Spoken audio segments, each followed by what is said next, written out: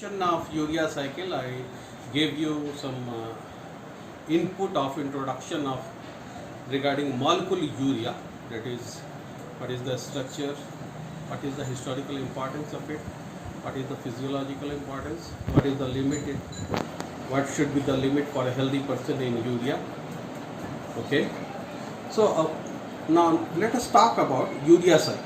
As you know, repeatedly we are saying that it is one of the stage of amino acid metabolism or protein metabolism, and the urea cycle is related with that it gives you end product as a urea, that is which is the chief nitrogenous product of amino acid metabolism, which is excreted by the body.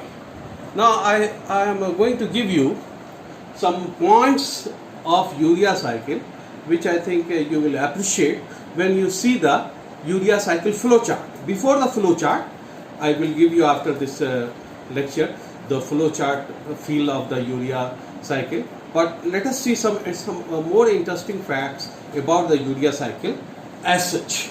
So you can see the first point, urea is the end product of urea cycle, okay, which is a stage of amino acid metabolism, or you can say protein metabolism. Obviously, I have written again the structure here, NH2CO NH2. Now, why urea cycle is important? Why? Because if you see nitrogen of amino acid, obviously nitrogen is of amino acid. You have in all amino acid, you know that you will be getting this.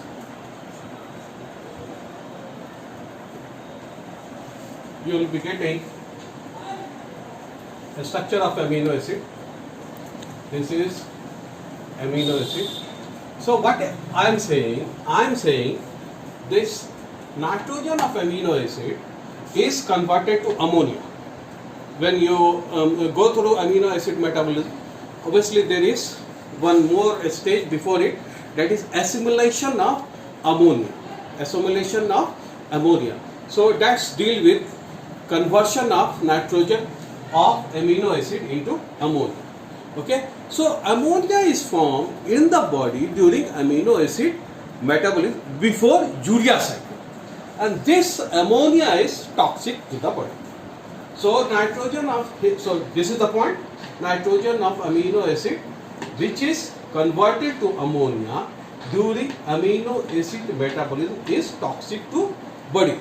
So in order to remove this toxic ammonia, after formation of ammonia, urea cycle is there in the body.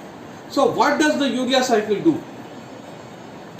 This ammonia, which is formed as a consequence of amino acid metabolism, is converted. Ammonia is converted to urea. So ammonia is converted to urea. Why?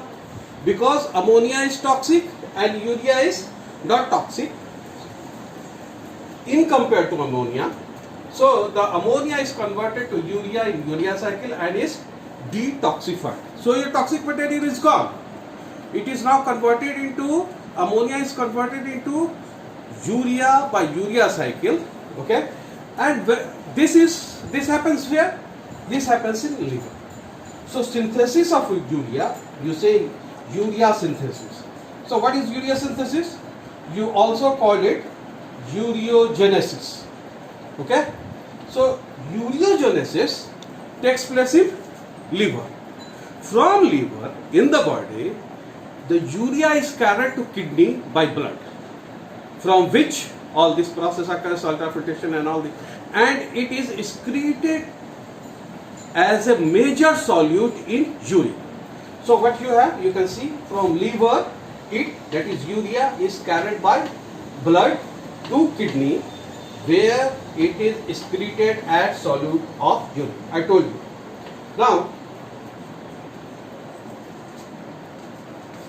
Now you see, obviously urea cycle has also very unique distinction, that it is the first metabolic cycle to be studied. Urea cycle has a very unique a distinction that it is the first metabolic cycle to be studied. Okay, and this was done by Hans Krebs. This is the name of the scientist associated with urea cycle. Hans Krebs and Kurt Henseleit. I think I may be pronouncing their name well, but that's it. So urea cycle is also known as Krebs-Henseleit cycle on the basis of their name. So you also call it Krebs-Henseleit cycle. Okay, but another very important contribution in urea cycle is of these two men, that is Ranter and Cohen. What they did? They have studied the individual reactions. Individual reactions of urea cycle were studied by Ranter and Cohen.